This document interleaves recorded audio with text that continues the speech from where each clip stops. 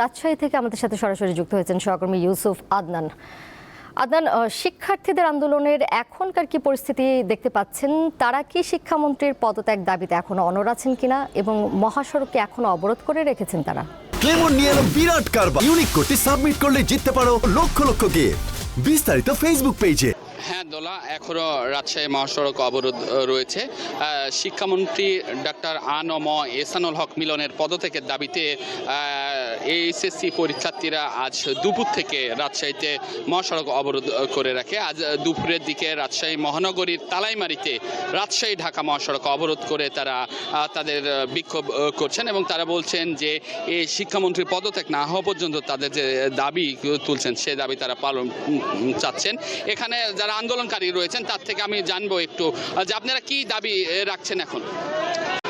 মূলত আমরা প্রথমে দাবি রেখেছিলাম আমাদের পরীক্ষা পিছানোর জন্য। আপনারা জানেন চট্টগ্রাম রোগে প্রায় 19,000 শিক্ষার্থী পরীক্ষাতে বঞ্চিত হয়েছে এবং ঢাকা বোর্ডে অনেক শিক্ষার্থী বন্যা কবলিত কারণে পরীক্ষা থেকে বঞ্চিত হয়েছে।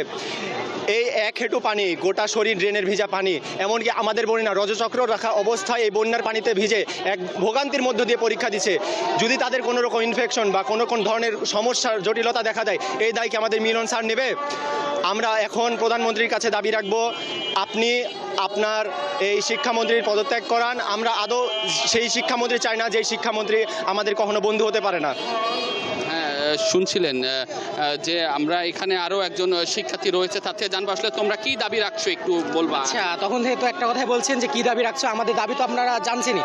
তখন থেকে আমরা প্রত্যেকটা প্রেসকে বলে দিচ্ছি যে আমাদের একটাই দাবি এখন মিলনের পদত্যাগ।